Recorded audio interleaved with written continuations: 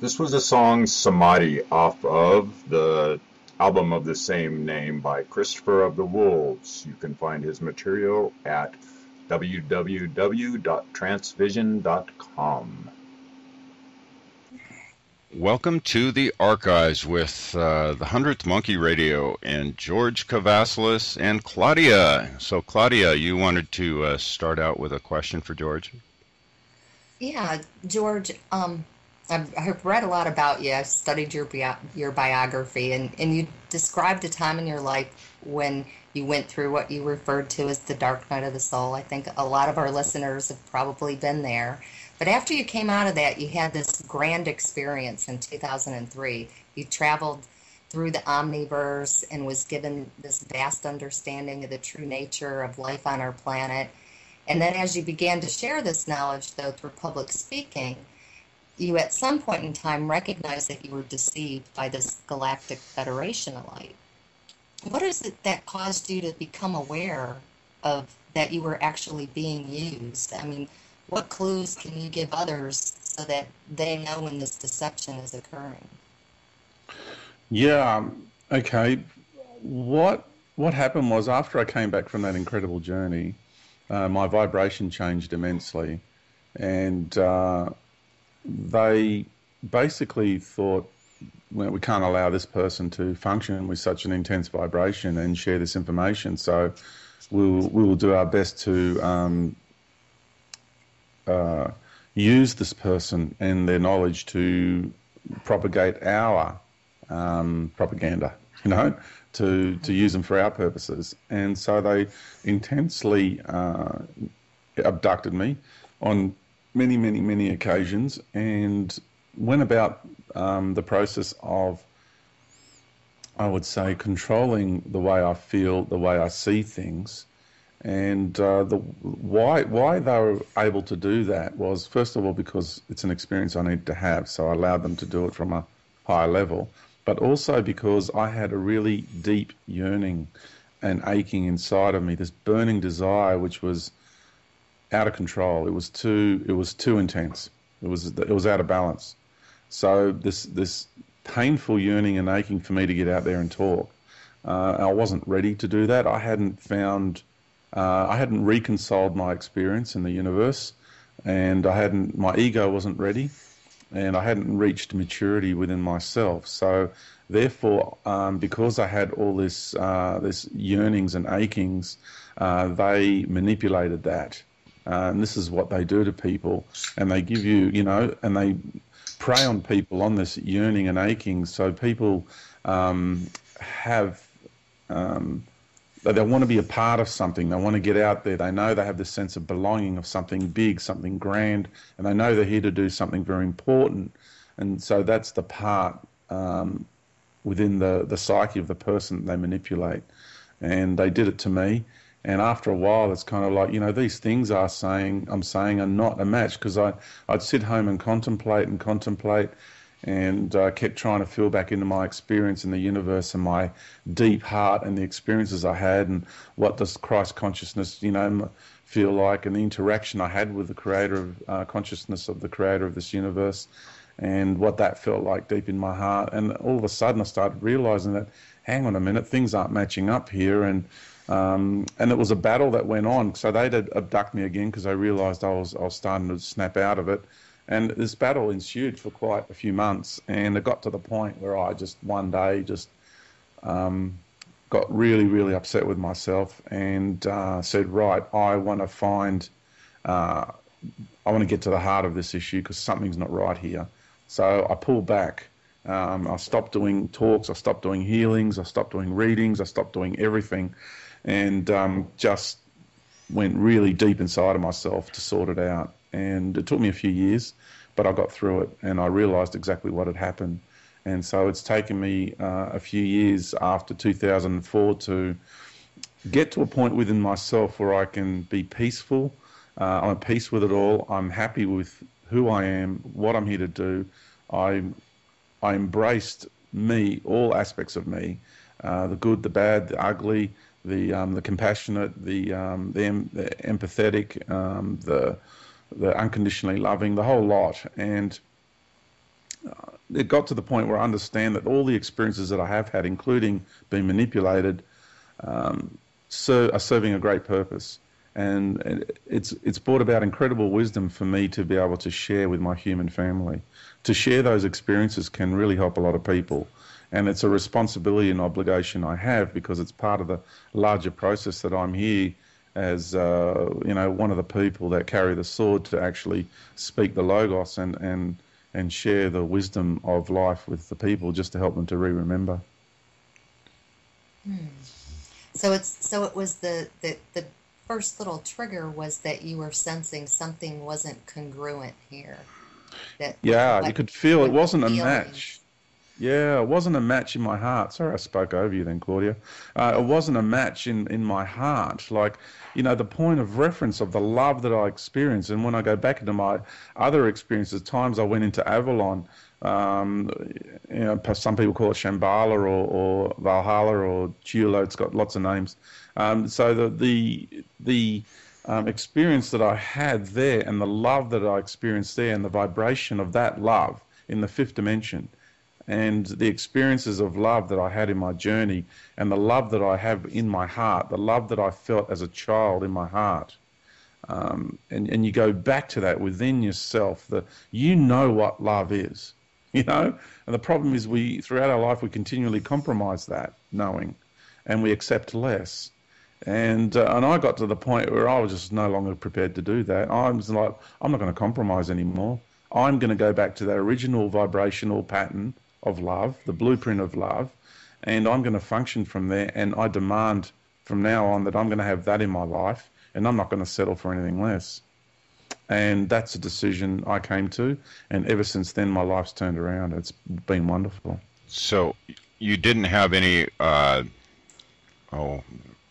direct communication with your guides during that time then?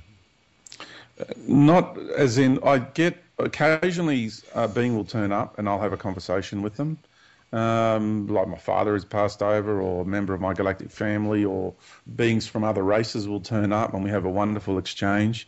But it's never as in I get downloads. No, what I do get is within my heart, I access more of me, and it is by accessing the greater part of me, because that's the part of me that's connected to the all, one with the all, and it's through that avenue that I access knowledge.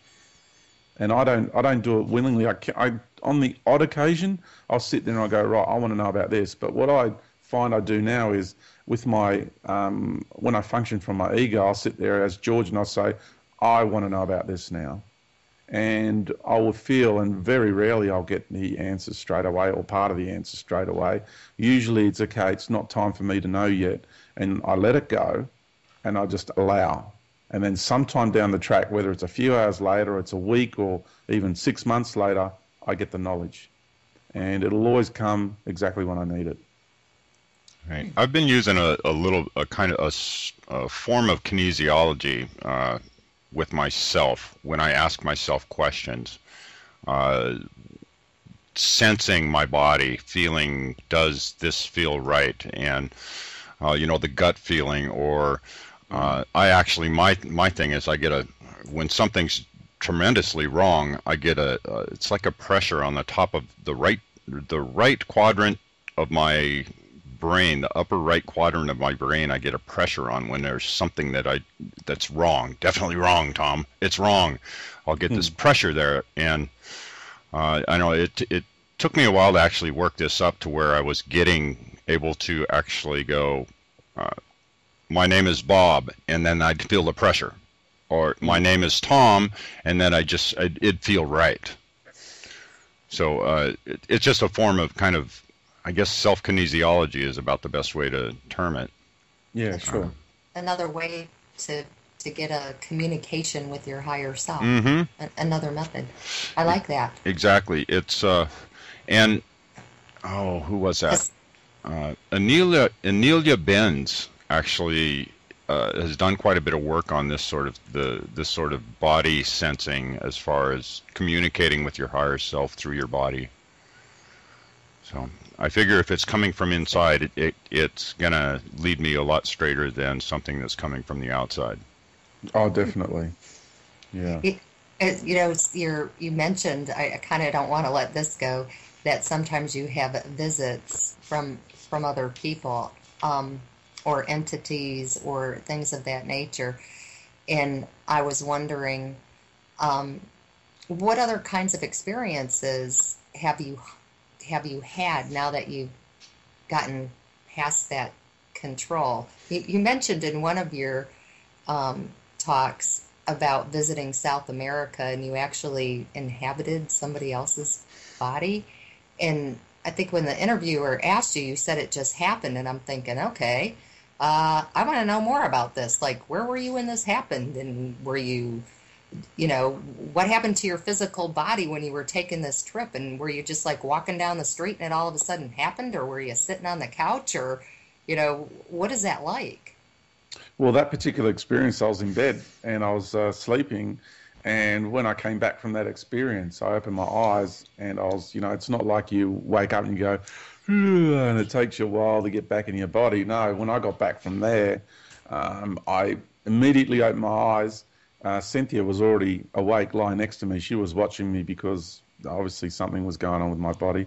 And I turned and looked at her straight away and I said, you wouldn't believe where I've just been. So, yeah, I was fully awake the moment I got back. It was incredible. So this was like an out-of-body experience then? Oh, yeah, definitely, yeah. Yeah, and I don't will it. I don't sit there as George saying, okay, I want to go here now. It never happens that way for me. I just live my life and I have these experiences. They just happen. And that's how, you really begin to understand how the lives we're having here are not run by our lower egos, of course. They're run and they're orchestrated by a much higher aspect of ourselves. So these are all the experiences that my greater being has organised. The greater me, and I've learned so much from these experiences, and I get to share these experiences and help bring about a greater awareness for others. So a few minutes ago, you mentioned that you had quit doing readings, and I wasn't aware that. What type of readings did you do? Oh, well, for me, I called them like higher self readings because I used to be able to, and it didn't always work. It's kind of like divine timing. When it's time for somebody to know something, the information will be there. And I would connect with a person's higher self and I could share a little bit of the galactic history and what have you. But I stopped doing that. I don't do it anymore. And I just felt it wasn't my path. My path is to do what I'm doing now, to share this information. So, we all go through these phases in our lives and we do something for a period of time and then we realize that it's no longer appropriate for us to be doing that. Very understood. Let's see. Okay, here's a question I've actually been asking quite a few of my guests, and I definitely like to bounce this one off you. We've talked about as above, so below, and the hierarchy, and we see our society structured in a form of hierarchy.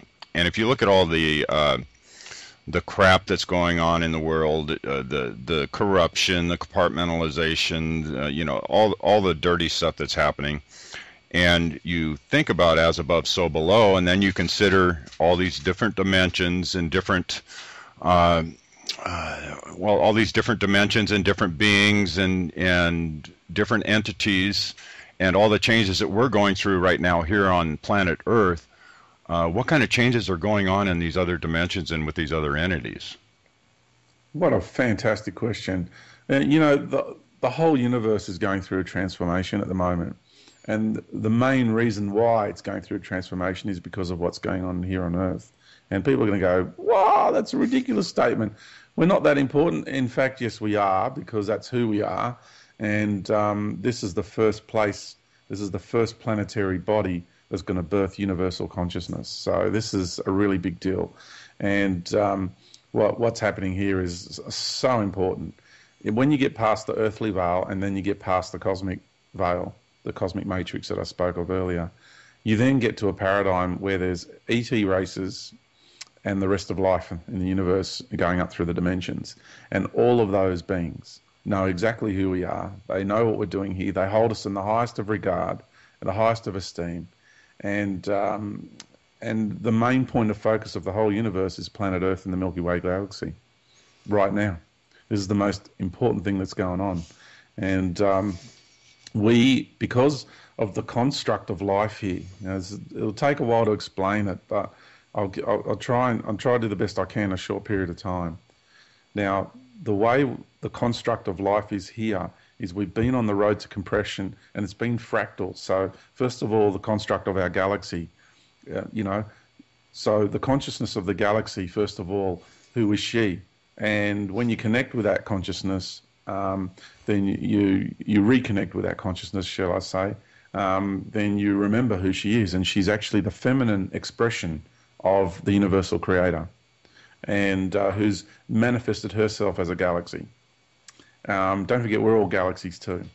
So she's decided to manifest herself as a galaxy as part of what we call the divine plan of creation, to allow people to begin reintegrating their fragmented selves, because as we traveled down through the dimensions of the universe, we projected parts of ourselves all over the place. We fragmented in so many different ways to experience many different realities, to gain all this wisdom in those greater aspects of self.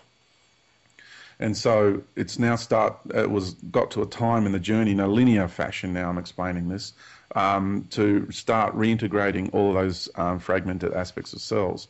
So the Creator created a plan, and we working together with the Creator for this plan. And so you've got now a galaxy that's being created, and the reason why this will explain why Earth is so dense in its reality, is because the solar system we're in is very dense, and also the galaxy we're in is the densest in the universe. Because the way it's been constructed is, if you get a galaxy from out there, and you take all those experiences, all those star systems, all those planetary bodies, all the beings that are incarnated in these other galaxies, and all the life's experiences that have ever occurred in that, and you compress that. You compress it now down to the level of a star system, and then you take that compressed state and you put it inside this galaxy. So, because that star system is now a fractal of that galaxy, and you put it in this galaxy, and you do it with another and another and another. And then in those galaxies, through the hierarchies there, it was chosen who were going to be the peoples to represent their expression of life, their way of life. And then those beings were the ones who chose to then come and have a projected aspect of themselves to be incarnated into a compressed state of consciousness onto the star system that represents their peoples. Because we're taking a whole cosmic arena and we're now compressing it into a galactic arena.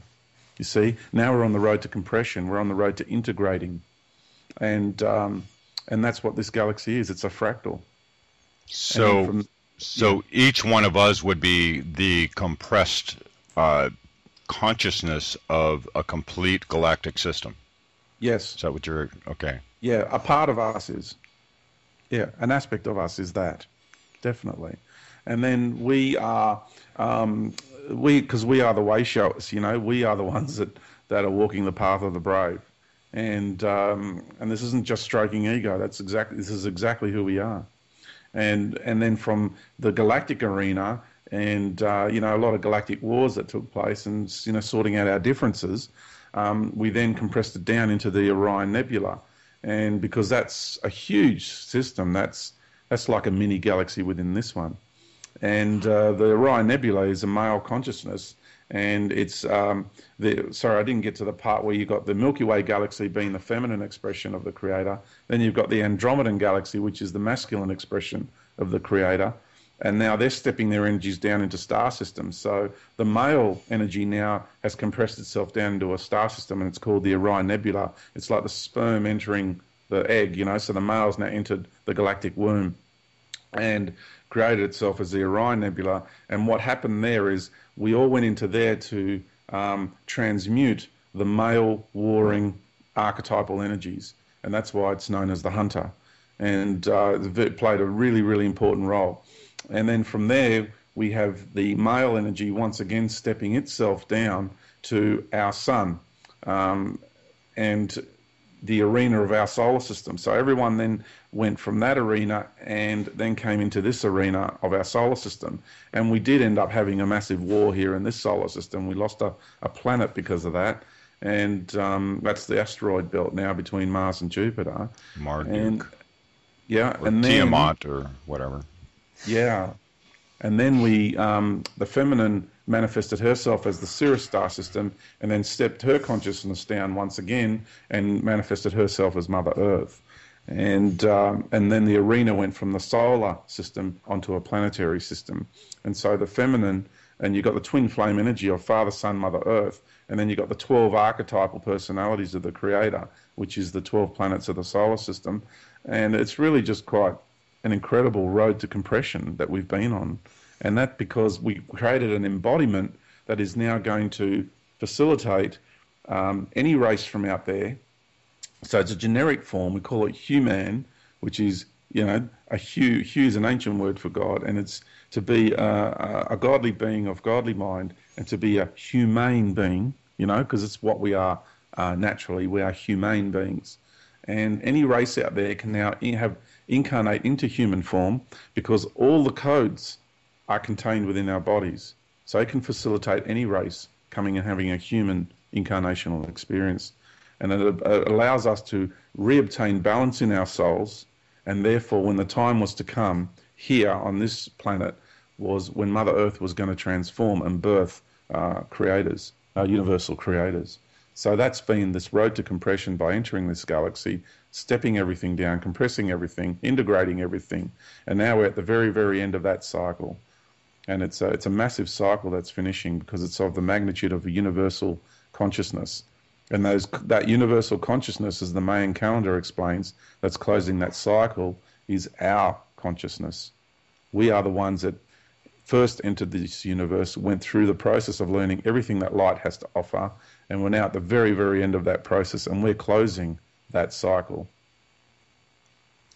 Yep, I feel that.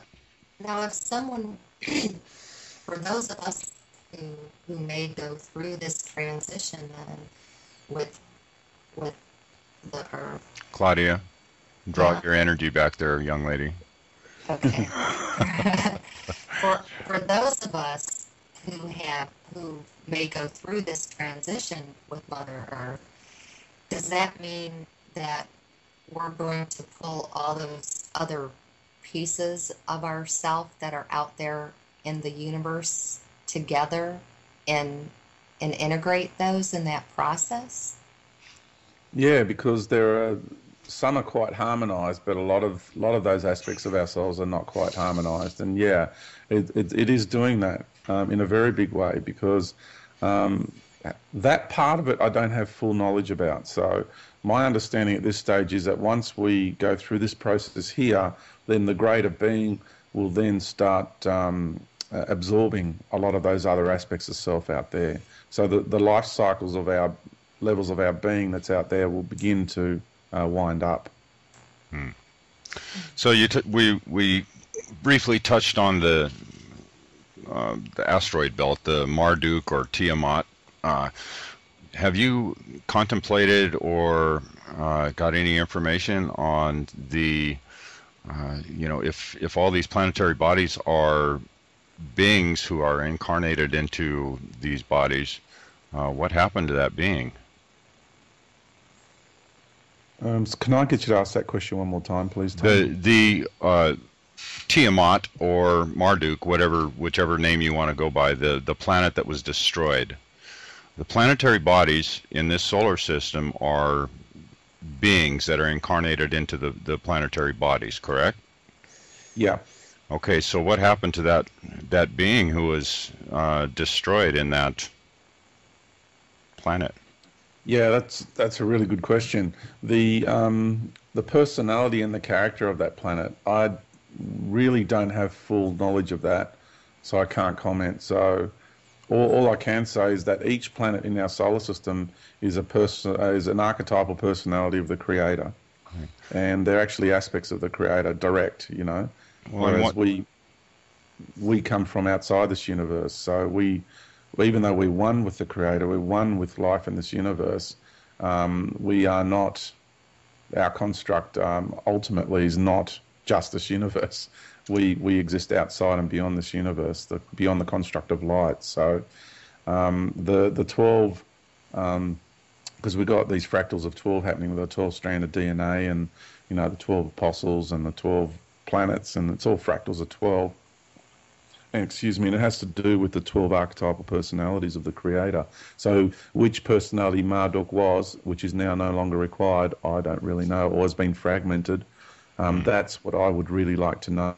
Yeah, I'd like to know the answers to that myself too. Yeah, I was just going to ask that question. Well, what piece of the puzzle are we missing then? Right. If there were 12. Do you know what the energies of the other 11 are? Some. I do understand the role that Mercury and Venus and Mars, Jupiter and Saturn are playing. And I understand them at this point in time of a more, that they all have their positive aspects, but also they're playing more of Jupiter at the moment for me that's the Amazonian warrior. I mean, that's the female, the raw female woman warrior aspect. She's an incredible woman. Jupiter for me is a woman. It's not a male consciousness. And so if you look at the way our solar system is structured, if you look at the fact that, you've got the divine masculine as the sun, you've got the divine feminine as the earth. And then if you look throughout the way this reality has been structured here on this planet as well, what has actually gotten between man and woman, and the main wedges that have been driven between the relationship between the man and woman has to do with the issue that the male attributes have is to do with intellect as being the biggest one that's gotten between us, and intellectual concepts. And for the woman, the main negative attributes are, would have to do with desire, would have to do with seduction, would have to do with, but Venus, she's got a very playful nature about her as well. So I don't want people to get this all wrong. I'm just being dark and negative. I'm just exploring the negative attributes as to the way things are structured, because we've been in a very challenging environment for such a long time. So I'm looking at those influences that are providing those challenges for us.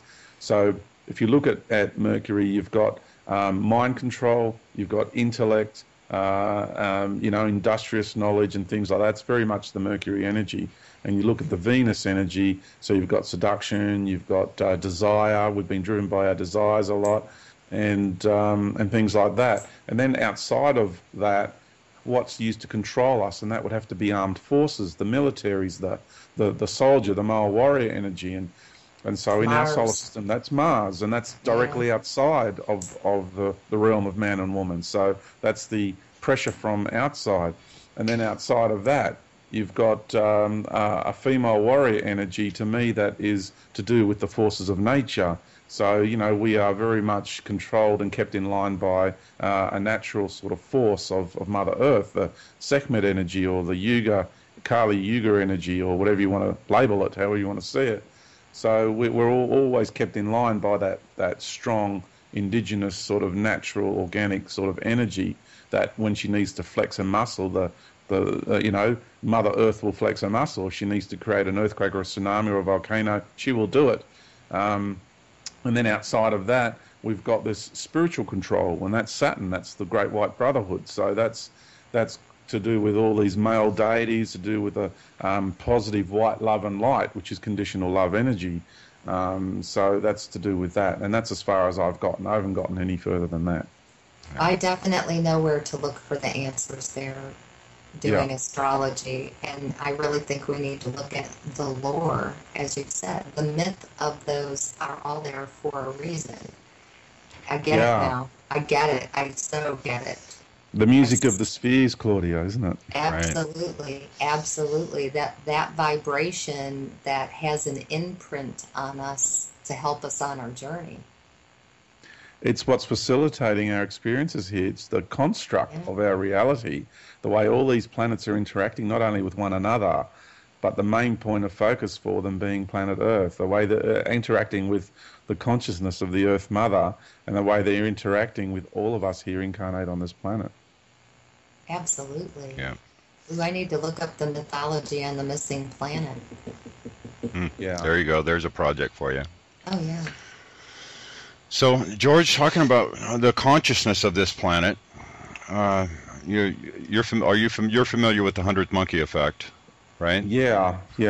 And what are your views on that in humanity here? Do you think we're getting close to some sort of critical mass where the masses will wake up? Yeah, it's amazing how many people are waking up at the moment. Like for me, it puts a big smile on my face to feel just how many people are waking up. But, because we're in duality, there's the other flip side to that coin. And I'm finding that people that aren't waking up are actually going deeper into a trance. So it's having like a split is occurring. So I'm finding that really quite fascinating. And yeah, it is getting to a point where that critical mass will be reached, and a lot of that awakening will be triggered by the events that will occur very soon. They are going to provide massive triggers for awakening. So not only are they going to plunge some people, or I'll say the majority of the population, deeper into a trance, it's also fortunately going to provide mass awakenings for many, many, many people on the planet as well. Yeah, I see it as a shame that we have to go through such pain and tragedy to have people wake up. It is a shame. It's how we design this reality, though, because it's ideologically, I would like it to go really slow over a long period of time and be really gentle. That's not reality, though. Simply from the point of view of understanding the forces of darkness and limitation, they don't behave that way. They're not going to let go easy, and they're not going to let it go drawn out over a long period of time, because for them to be led, as they let go slowly, for them that's torture. They want to have as much as they can until the point they can't have any more. So you got to look at it from their point of view. People just aren't doing that enough. They're thinking of romantic ideologies, and I would love for the process to go slower, but it's not reality. So you've got it's like a cam effect. So you've got the pressure building until it gets to this tipping point, and the pressure is building, and the pressure is getting so great. I call it the big squeeze, and it's happening because you've got these energies that are just holding on, trying to stop the energy from metamorphosizing this reality and metamorphosizing the people, transforming everything here. And they're trying to stop it, and so it's like a pressure cooker situation, and the pressure's building, and then it's just going to go poof, it's just going to let go, and it's all just going to flow very rapidly. So that's the realistic process as opposed to an ideological process. Yeah, that's I've been feeling, I talked about this in my last show, that I've been feeling pressure building here in the last couple of weeks. Another pressure building. My empathy is definitely active. I kind of have my senses awake in that sense. So, and then something will happen that releases it, and I go, okay, well, that was what that was. Mm-hmm. So, yeah, I felt like and it seemed like a blanket was thrown over me here not too long ago that kind of cut me off in a certain sense, and it just felt, a blanket. And then I walk outside and look up in the skies and see all the streaks from the chemtrails, and I go, what exactly are they doing up there? Are they trying to block something or what? Yeah, what they're trying to do is interfere the way the photons are from the sun or the light from the sun is actually interacting with our planet and with us. That's the ultimate goal, because the energy that's streaming in through, down the umbilical cord from Mother Earth to birth life, from the galactic womb center, the center of the galactic womb, which is known as the serpent rope for the South American Indians, has to do with energy pouring in from the core of the galaxy to the core of our sun, and then from the core of the sun to the core of the Earth.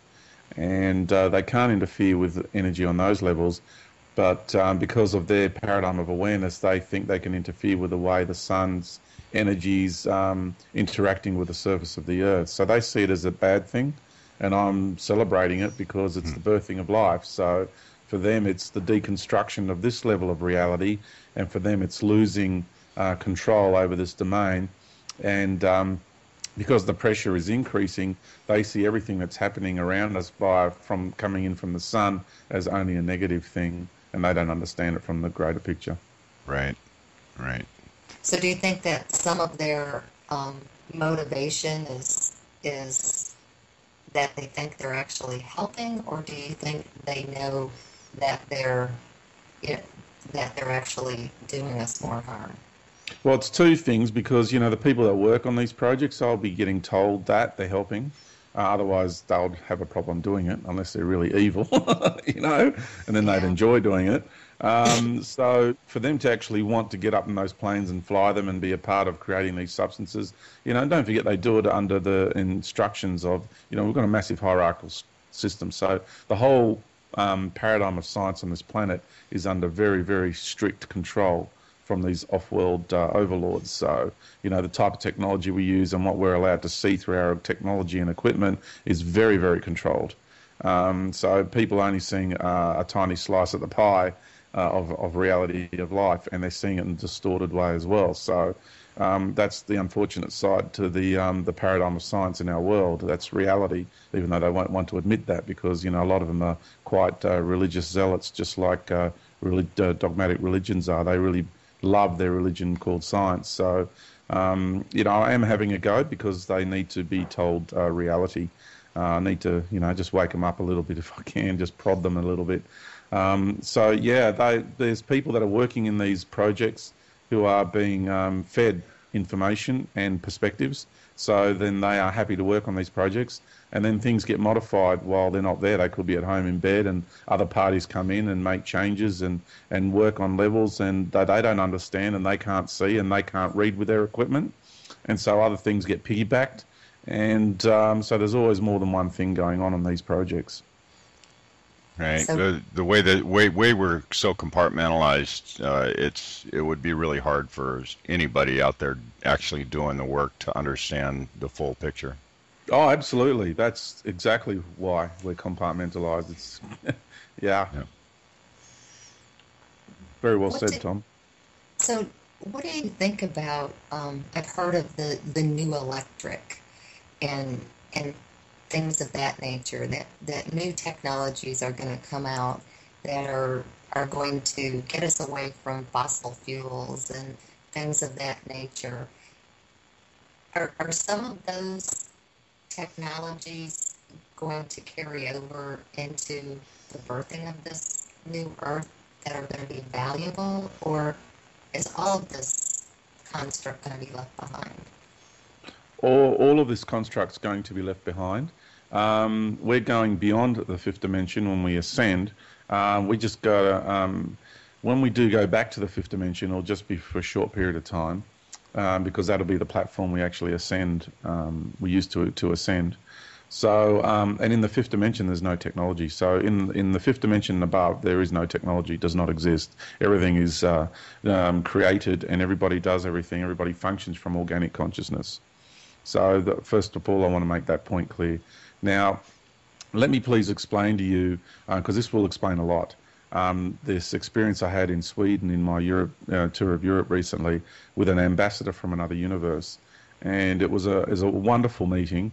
He's a beautiful, beautiful being, and he came from another universe, which is one of these paradigms of awareness that I speak of.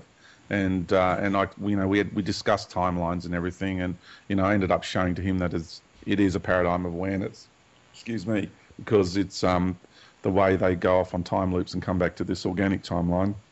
So, okay, I won't go any more into that because I'm confusing people, but with this gentleman who's an ambassador from another universe, so you can imagine how many races he represents. Now, he goes back 2 to 3 times a week, and it was just a wonderful exchange that we had, being that's so full of love. And he said that his people from his universe are here. They're interacting with the some of the hierarchy behind the scenes, because at the moment the hierarchy is also in contact with a lot of negative infrastructures. And I said to him, well, what is it that your people intend to do? He said, oh, look, we're we're offering technology, and we're here to get rid of all your diseases, offer technology that's going to clean up the planet. We've got plans. We've been discussing this for a long time, what we were going to do with planet Earth, and we've had big meetings. So you can imagine like a scene out of Star Wars where you have thousands of people representing thousands of races, massive, massive meetings in these huge council halls, and they're discussing planet Earth and what they want to do with Earth to help. And I said to them, okay, I said to him, that's really wonderful that you want to do that, and they have a 10-year plan to implement these technologies and help free humanity. And I said, that's really wonderful. I really admire that, and it's very altruistic, and I really appreciate that. I said, but what about this? I said, in those meetings with all these races and all your spiritual hierarchies and representatives of your gods and all that sort of business, I said, was the consciousness of this planet present at those meetings and included and a part of those meetings? And was the consciousness and the being who is this star in the solar system present at those meetings and represented and had a voice at those meetings? And he sat back in his chair and he said, well, I hope so. And he looked really perplexed, meaning, no, they weren't there. They weren't a part of those meetings. So I'm like, okay. So even though your people might mean well, do you not now see it as though you are coming here, you might have good intentions, but you're actually imposing an infrastructure that you think might be the right way to go and the right thing to do, but you haven't even asked for permission by the consciousness of this star system and the planet to be able to implement these technologies on her body and in her energetic patterns. Do you not see what your people are doing? And he was just totally dumbfounded with that. So I shared that with people because, and I said to him, you take this message back to your people that, you don't have the level of awareness of life that's required for you to perform these functions, because these extraterrestrial races, while they're really, really advanced in some areas of life and have incredible technologies, they do not have the capacity to interact with the consciousness of planets and star systems. So they are imposing their will onto these planetary systems, onto races, without even seeking the permission of the planets and the stars themselves. Now, this planet is going to ascend. If people want to understand what I'm understanding, I say to people is feel into yourself, go into your heart, and reconnect that and rekindle that relationship you're having with this planet. This woman that you came from the far reaches of the universe to want to come to be here and have this incarnational experience on her body. This is as basic as it gets. We're talking about your very existence here. The fact that you exist here is because she exists here. Without her, we don't exist here. So it's about understanding, once again, the relationship that you have so intimately with the consciousness of this planet. That's where it starts. That's basic 101 of existence, anywhere, right? And then you've got to rekindle that connection with the star, the consciousness of our sun, because you're inside the body of the sun, the solar system body. So again, it is basic 101. This is where it begins, but you see, this is the divide that has been created in the human psyche. So, the division has been created to lure you off into another direction. So when you go back to that organic path of existence, then you once again remember the relationship of the collective human soul that it's having with this planet together, this journey that we intended to take together. And people will once again remember the knowledge of who this planet is, who the solar system is, and who and what we all are and what we're actually all doing here, and the fact that Mother Earth is about to birth and ascend and become a body of light, and express and emanate a light which is the logos of universal consciousness. Okay, different timelines. Is there another timeline where Earth does not ascend? Not from the originating one, but there's a possibility that there's ones that Earth does not ascend on a trajectory, an offshoot timeline. Now, I'll explain timelines like this. You've got the original location within a universe of the consciousness that goes and manifests itself as a planet. That's the original intention. That's the blueprint. Right. Okay? Then that reality gets manifest and begins to exist.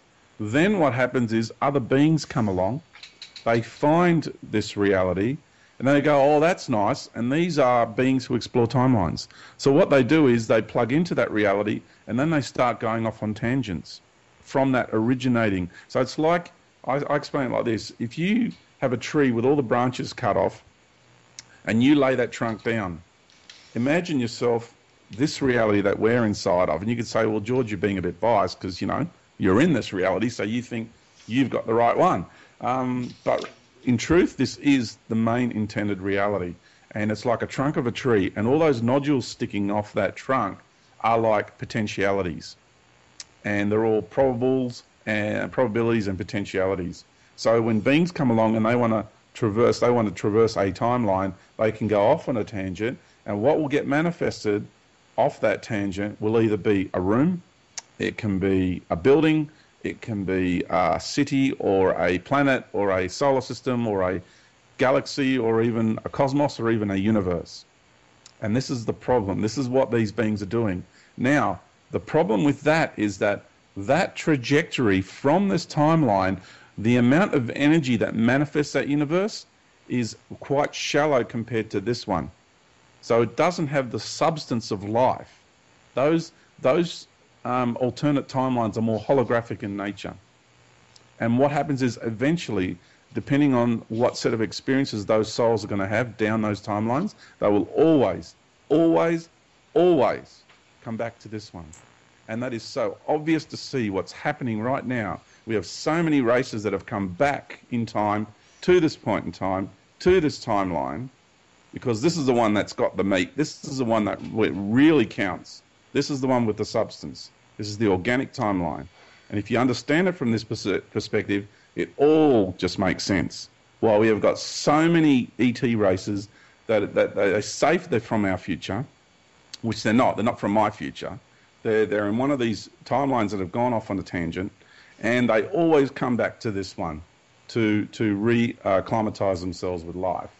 Always. And that just makes so much sense. I'm seeing that. Claudia, didn't you have a question that you'd written down about Andrew Basiago and his technology? Are you familiar with Andrew Basiago? I'm not. No. He said he traveled 31, 36 or something like that. I can't remember the exact date that he said he traveled to. But it was through a project called Project Pegasus, which was I guess it was a time travel or time viewing project supposedly within the U.S. government. I don't know all the details on it real well. And I thought, Claudia, you had written up a question on that. Was that part of the Montauk experiments, the timeshare experiments? It's a spin-off from Montauk. It was Okay. it was a technology that was developed after Montauk. That this was back in the 70s when Pegasus came along, and it has. He talks about stuff on Mars too, and there's another subject, Mars, that we haven't touched yet. That's a big one. Yeah. You say there's 1 million people on Mars already? Yes, there is. So, and then I think back on some interviews that I've seen, like from David Wilcox, where he talks about a jump room to Mars. Is there that technology here?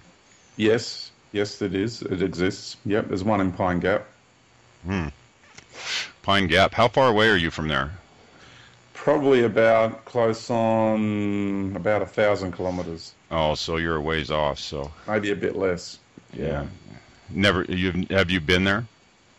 I've been there. I've been taken there against my will, but I got taken down there. Yeah, not. It has to do with I saw the biocomputer that's down there, which is a smaller version of the one on the moon, which monitors our thoughts. That was a gift from the off-world overlords. So the human race can have a bit of a play with. but they're using it really well, and they can target. They know all our frequencies of our minds, and they can do specific targets. Some people call it like a blue beam project. I had one happening yesterday morning. I woke up, my whole left hemisphere was in pain, and I felt the energy coming in through behind my ear. And so I just went about doing what I do to take care of it, and the pain instantly disappeared. So, and they were putting all sorts of negative, thoughts and that into my mind. So they can specifically target you, and it's about just being aware of that. Because each one of us have our own unique energy signature. So, people think that, I don't want a mobile phone because they might track me. That's just paranoia on a very, very low level. And people just got to get over it, because your very emanation of your energy is your own tracking device. And they know exactly where you are. They read your mind and your thoughts. And, they know everything about us. So just be transparent, keep it real, be authentic, and stop being scared. So what do you do to counteract that? I use a technique now which works really well for me, and I do an in-breath.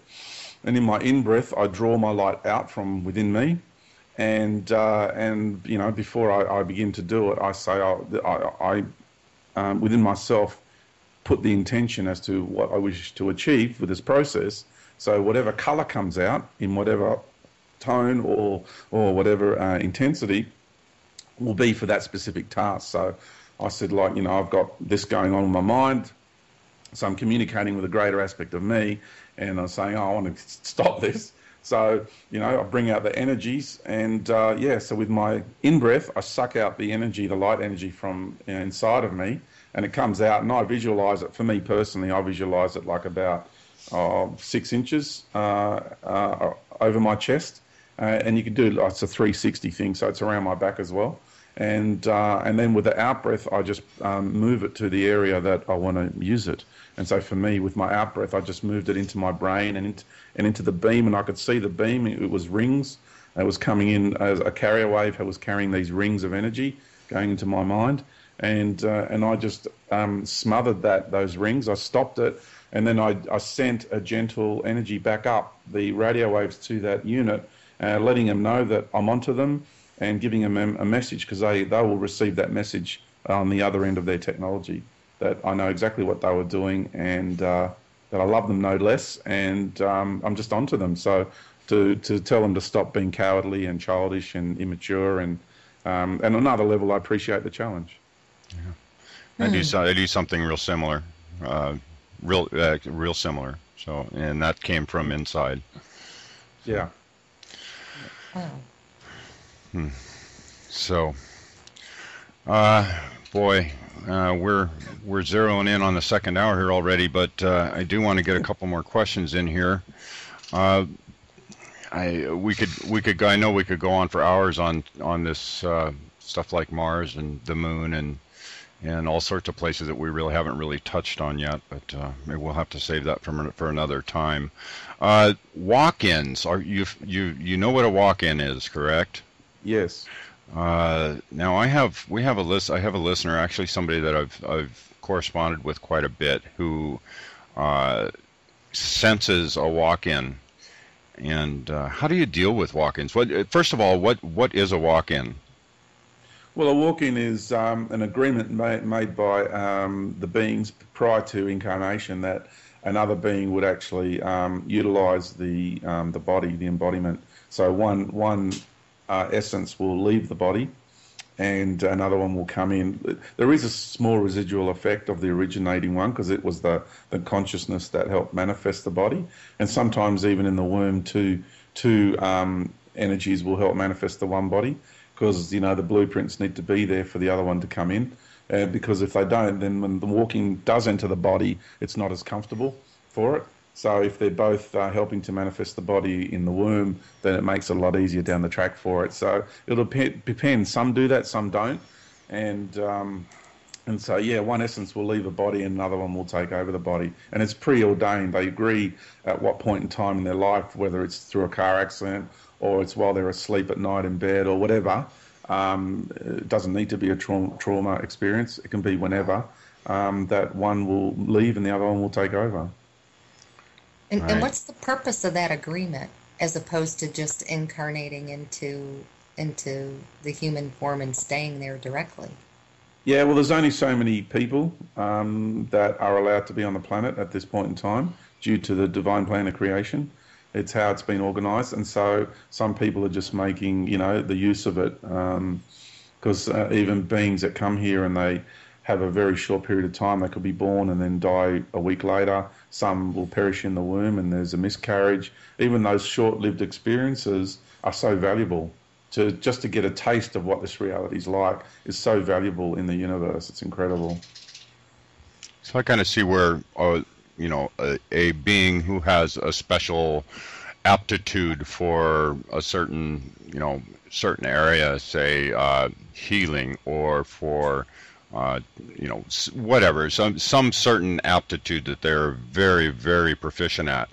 I can see where it could be a very beneficial thing to have them work as a walk-in, because they may be in demand in many different places on this planet at different times. So they could walk in for 5 or 10 years in one situation and then go over into another area for 5 or 10 years, et cetera, et cetera, et cetera, just to be able to do their work.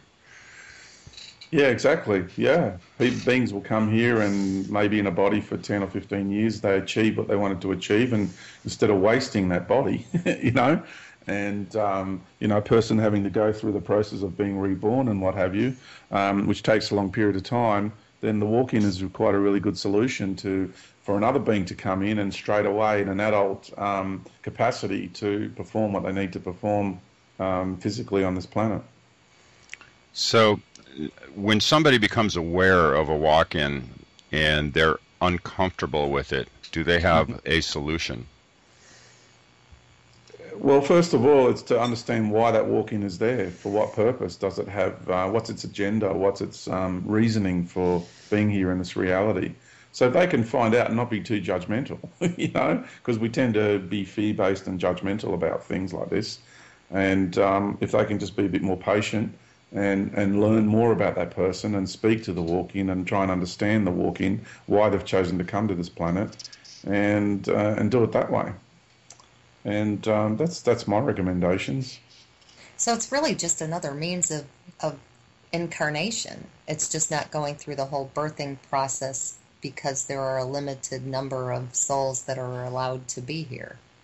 Yeah, it can be looked like that. Yeah, I agree with you. That's another way of going about it. It's being more efficient about it, but at the same time, a walk-in's not an organic, incarnation either. So there are energetic patterns that they don't have the depth of the experience that we do as an organic incarnation.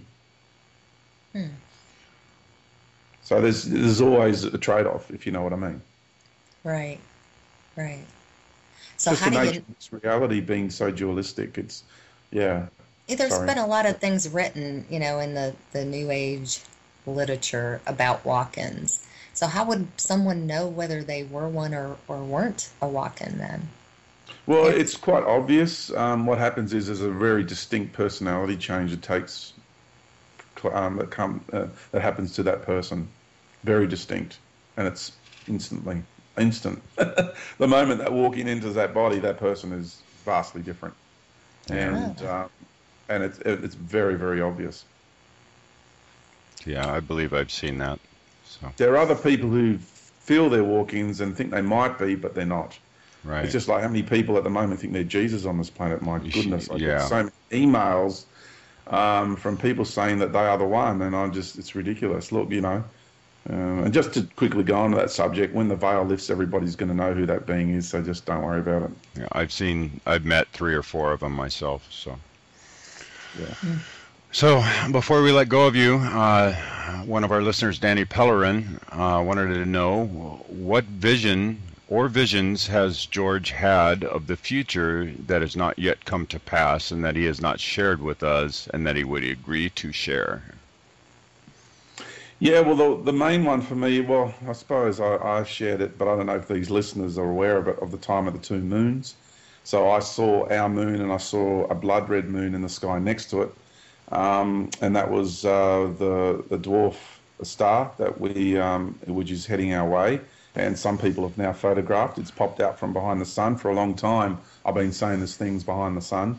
and now it's popped out from behind the sun and it's heading our way. So there are some surprises in store for humanity. It's going to be a big show right at the end, and it's all about us being tested to hold our integrity and to hold centre and be sovereign and be authentic. So there's that's coming, and the effects it's going to have on our planet are going to be quite interesting, because understanding the consciousness of that red star, who and what it is, because now we're getting into the cosmic drama of looking at it from the point of view of planetary consciousnesses and star consciousnesses, because he's a failed star, that red guy, and he's jealous of our sun and wants to sweep through right at the end, get all the attention and spoil the party for the divine man and woman as the sun and the earth. So there's a very big, it's not something I can explain just in 2 minutes. So there's a very big story behind that as well. So you've often heard of the brother, and then you've got the evil, jealous twin brother. So that's right, where a lot of those sort of mythological stories come from.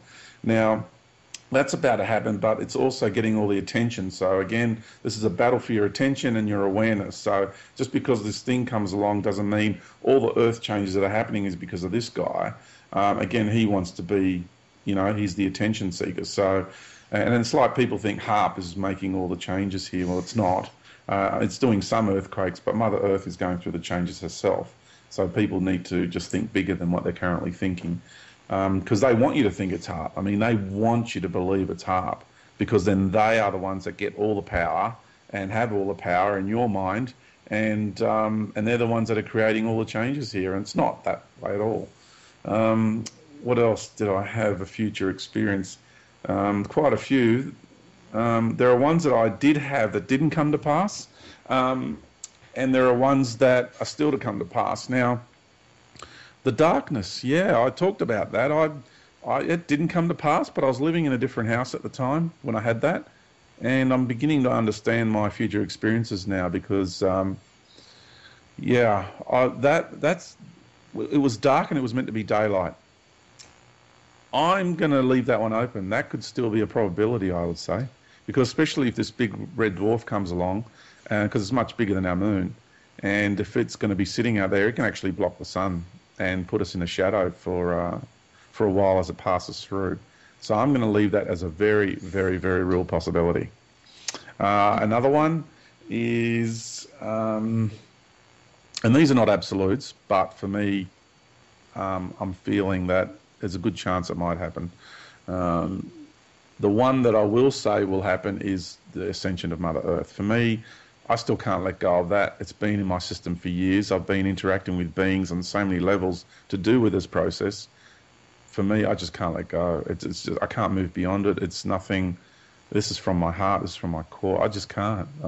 Mother Earth is going to ascend. She's going to give birth, and I'm going to go through that process with her. So for me, that's a given.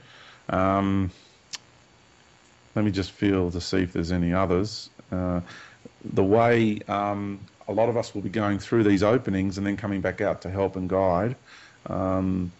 These organic openings that I talk about, these doorways, we go into the fifth dimension, we walk through physically, and then we'll come back out, and we'll be quite different in our capacity and be able to do amazing things. We'll be able to bilocate. I've had a lot of experiences around this in the future of being in front of members of my family and just saying I have to go into Avalon now, and I would dematerialise in front of them.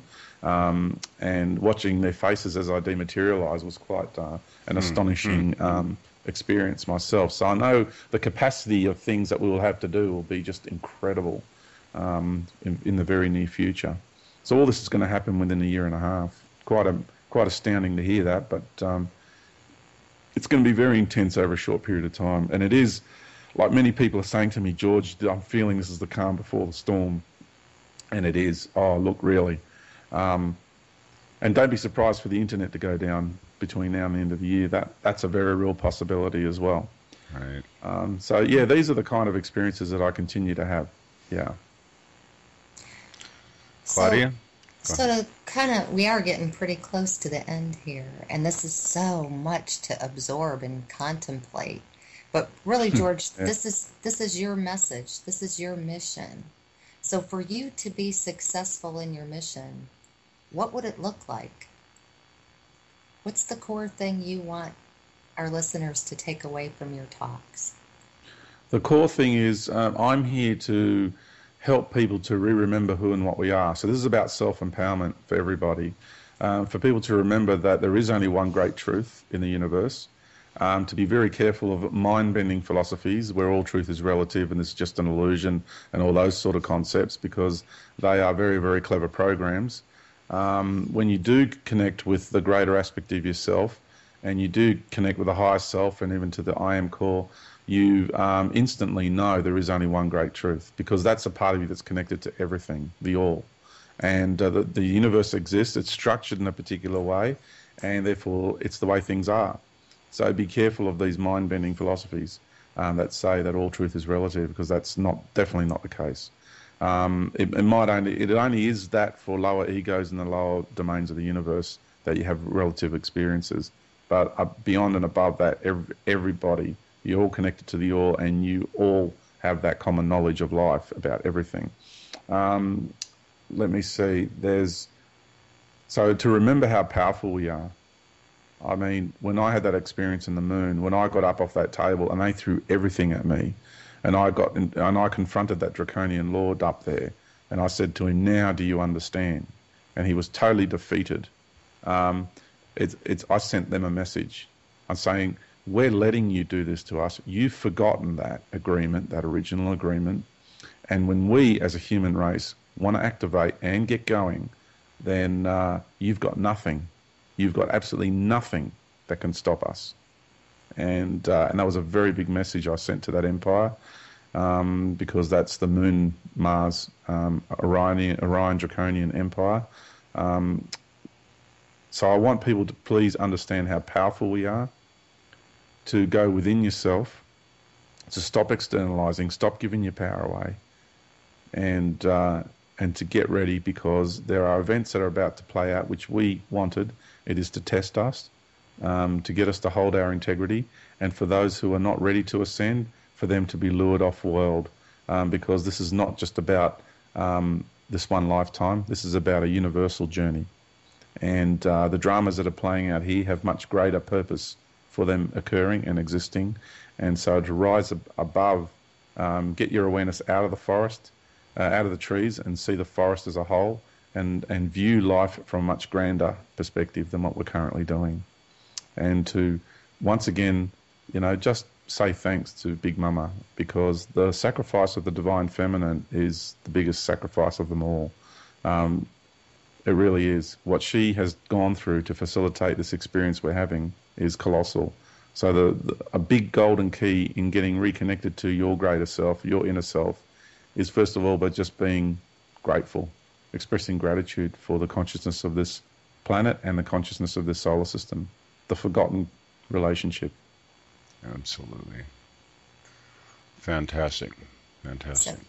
So in the end, what does it look like when you're successful, if we all remember? Yeah, and we all remember, and we end up going through, and I just want to say, through these times ahead, don't let anyone tell you what to do. Not even me, just don't let anyone tell you what to do, because that knowing of who you are, that knowing of how to do things, of where to go, what to do and how to go about it is inside of you. All the power and all the wisdom you need is in you.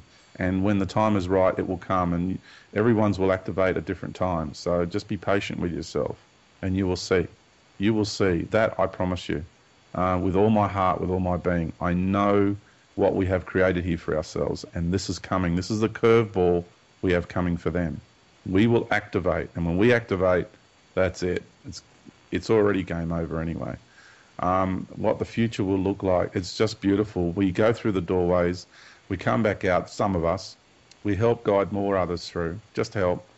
And people will know that it's their time to go through. And then on the 21st of December 2012, these doorways shut, these openings shut, no more will happen. Mother Earth is activated through galactic alignment for her straightening up on her axis in a fluid motion. It'll take an equivalent of 3 months for her to do that. When she hits center, we're already in the fifth dimension. When she hits center, we then implode all our dimensional aspects. she implodes all her dimensional aspects. Everything goes into 0 point, and then what bursts out is universal consciousness. So here you'll have a body of light, a star, and on that body of light will be inhabiting embodied universal creators. Will have no energetic centers. Will just be pure universal consciousness in its totality, in its expression as an embodied being. And then a part of our consciousness will go and start creating our own universe using the construct of light, and that embodied part of ourselves will then go back and travel throughout this universe, because we will have responsibilities and obligations with the rest of life in this universe. And so the journey just begins. The cycle just begins again. Hmm? Yep. Yeah. Fantastic. Good stuff. Good stuff. And there's no shadows in that ascended state. I experienced it for a little while. That was the weird thing. There's no shadows. Even under a chair, there's no shadows. You know what I'm trying to say? The whole reality is illuminated from within. It's just a really unusual. That was what I found really. My ego, when I got back from that experience, that's what my ego struggled with. There's no shadows. And everything lives off light. There is a natural environment as well. So, the natural kingdoms are working out who's going to ascend and who's not. I've been in contact with many of their spiritual hierarchies as well, the tree kingdoms and the mineral kingdoms and the crystalline kingdoms, and, because they're having a lot of problems, the crystal beings, because they're so rigid and structured in their way of life. And just look at their expression, it's obvious. So they're having to let go of their mathematical constructs, which is really concerning for them. They have a problem of letting go. So because we're moving beyond mathematical construct, the reality will be beyond mathematical construct. Right. I sure hope the trees will be there. Oh, there'll be a lot of trees there. There'll be just some that won't, because there's evil trees as well. Like, there's good and bad in every kingdom on our planet. Yeah. Yeah. All right. Well, George, oh, man, this has been great. It's been fantastic. I can't wait to meet you here next month. That's going to be fantastic, Tom. Yeah. I'm going to have to get you alone for a few minutes and get a short chat on tape too. Oh, that'd be fine. I'd be happy to accommodate that. That'd be wonderful. That'd be great. Okay, well, let's see, George. Let's see, ourjourneyhome.com, with r-journey-home.com, and ourjourneyhomeusa.com. Yeah. And boy, keep it up, bud. You're doing some fantastic work out there. You're opening a lot of eyes, and thank you. Yeah, good job. Thanks, Tom. I really appreciate that, mate. And thank you, because without you guys doing what you're doing, people like me just don't have the voice to the degree that we can have. There's a lot of teamwork going on here. Oh, absolutely. Absolutely. I mean, just look at the synchronicities that happen, and you know that there's some serious teamwork behind the scenes going on. Oh, yeah. So. Yeah. And thank you so much, Claudia. I want to thank you for being with us tonight. It was a pleasure. It was a pleasure. Thank you. Definitely all mine. Yeah, it was a pleasure to meet you, Claudia, and thank you for such fantastic questions. I really do appreciate them. Thank you. Well, I want to thank all you guys listening, and I hope you enjoyed it as much as Claudia and I did. And condemnation without investigation is the height of ignorance. And keep looking, keep seeking, and you will find. Love you guys.